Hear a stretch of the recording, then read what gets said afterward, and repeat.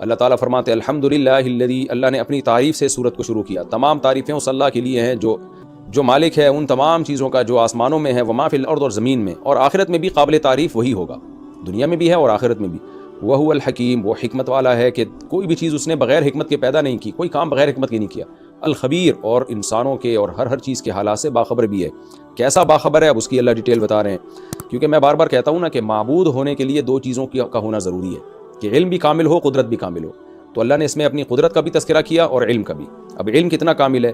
یعلم ما یلج فی الارض، جو زمین میں داخل ہو رہی ہے جو چیزیں، وہ ان تمام چیزوں کو جانتا ہے. وما یخرج منہا، اور جو کچھ زمین سے نکل رہا ہے، کتنے نباتات ہیں جو زمین سے نکلتے ہیں دن رات، اربوں خربوں ہیں، سب کچھ جانتا ہے. وما ینزل من السماء، اور جو آسمان سے نازل ہوتا ہے پانی. وما یعرج فیہا، پانی بھی اور جو کچھ بھی آسمان سے نازل ہوتا ہے اور جو کچھ آسمان کی طرف جاتا ہے سب کچھ جانتا ہے. وہو الرحیم، اے اللہ جب تو اتنا کچھ جانتا ہے اور تیری قدرت بھی کامل ہے تو فوراً پھر تجھے نہ ماننے والوں کو تو عذاب کیوں نہیں دے دیتا؟ اس کا اللہ نے جواب دیا وہ رحم کرنے والا اور مغفرت کرنے والا ہے، تو رحم کی وجہ سے مہلت دیتا ہے اور توبہ کی وجہ سے گناہوں کو معاف کر دیتا ہے. وقال الذین کفروا، اور کافر لوگ یہ کہتے ہیں، کیونکہ اگر آپ قیامت کا انکار کریں گے تو پھر اللہ کی باتوں کو کون مانے گا؟ کیونکہ جب حساب و کتاب کا خوف ہی نہیں ہوگا. تو اللہ اب کافروں کی شکایت بیان کر رہے ہیں. کافروں سے جو شکایت ہے وہ کہتے ہیں لا تأتینا الساعہ، قیامت ہم پہ نہیں آئے گی. کیوں نہیں آئے گی؟ اس کا اگلی آیات میں تذکرہ کیا کہ بھئی ایسا کیسے ہو سکتا ہے، ہم مٹی ہو گئے تو دوبارہ زندہ ہوں گے. قل، اے نبی آپ ان سے کہہ دیجئے بلا، کیوں نہیں آئے گی بھئی، وربی، میرے رب کی قسم، لتأتینکم، ضرور بضرور تم پر قیامت آئے گی. عالم الغیب، وہ غیب کا علم رکھتا ہے، تمہارے پاس علم نہیں ہے. تم فیوچر کا دعویٰ کیسے کر سکتے ہو کہ نہیں آئے گی؟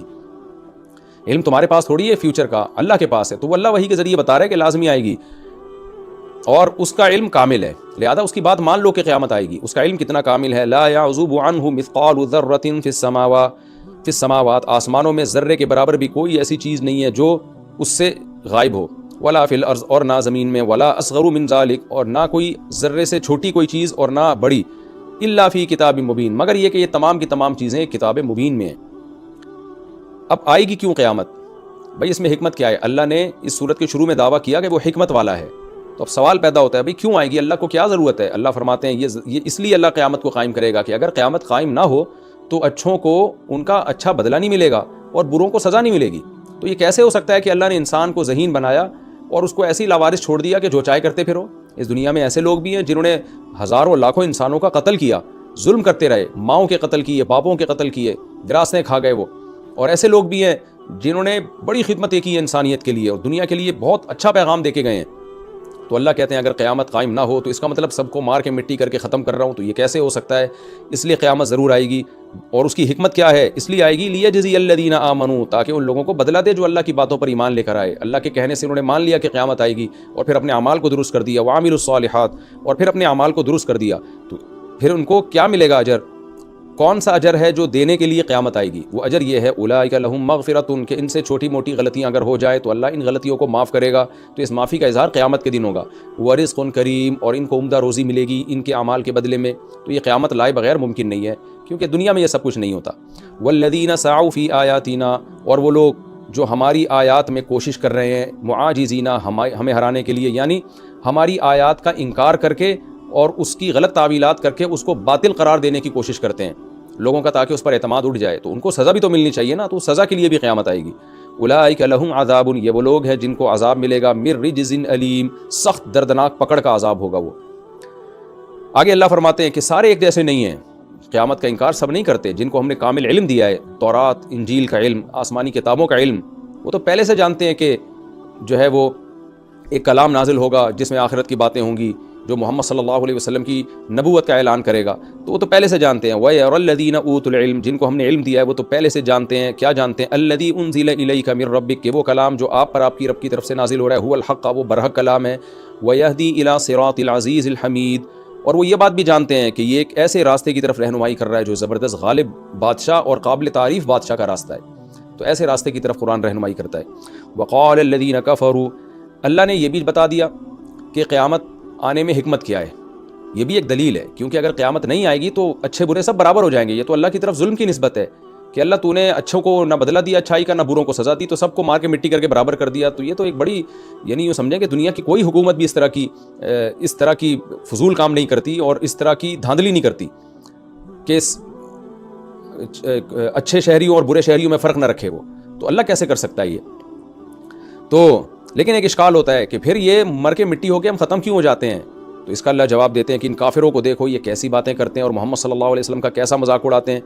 اللہ فرماتے ہیں وقال الذین کفروا، کافر لوگوں نے کہا هل ندلکم علی رجل، اے لوگو ہم تمہیں ایسے شخص کا پتہ نہ بتائیں، یعنی مذاق اڑاتے تھے، ارے ہم بتائیں ایک بندہ آیا ہے جو عجیب عجیب باتیں کر رہا ہے۔ وہ کیا کہتا ہے ینبئکم، جو تمہیں خبر دے گا، اذا مزقتم کل ممزق، جب تم مکمل مر کے مٹی ہو کے ختم ہو جاؤ گے، ریزہ ریزہ ہو جاؤ گے، انکم لفی خلق جدید، پھر تم نئی تخلیق میں دوبارہ زندہ ہوگے۔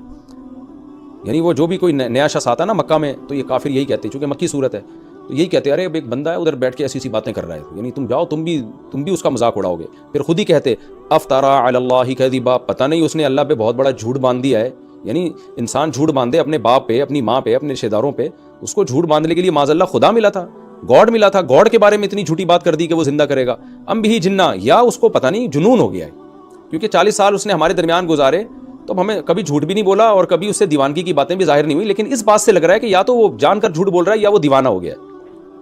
اللہ فرماتے ہیں نہ محمد صلی اللہ علیہ وسلم نہ تو دیوانے ہوئے، نہ انہوں نے اللہ پہ جھوٹ باندھا، بلکہ تم اپنی آخرت خراب کر رہے ہو آخرت کا انکار کر کے، کیونکہ جو لوگ آخرت کا انکار کرتے ہیں فی العذاب، وہ عذاب میں بھی ہوں گے، والضلال، اور گمراہی میں بھی، البعید، وہ گمراہی جو حق سے بہت دور ہے۔ یعنی تم پر اشکال ہوتا ہے کہ اللہ کے لیے کیا مشکل ہے، جس نے پہلی دفعہ بنایا دوبارہ کیوں نہیں بنا سکتا؟ اور اگر وہ نہیں بنائے گا تو اعتراض ہوتا ہے۔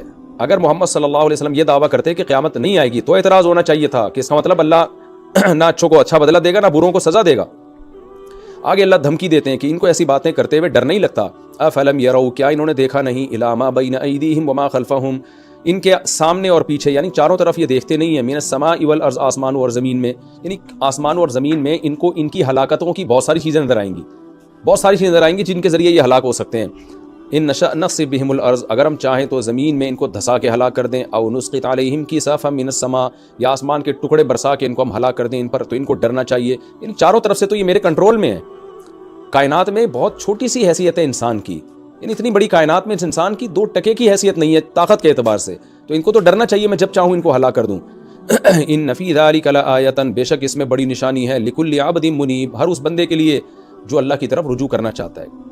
دلائل سے تو یہ بات ثابت ہو ہی چکی ہے کہ آخرت آئے گی، تو اللہ کے خوف سے بھی آخرت پر ایمان لے آنا چاہیے، کیونکہ آپ آخرت کا انکار کر رہے ہو، حقیقت میں اللہ کی طاقت اور قدرت کا بھی انکار کر رہے ہو، اور اللہ پہ الزام بھی لگا رہے ہو کہ وہ نیک اور بروں کو برابر رکھے گا۔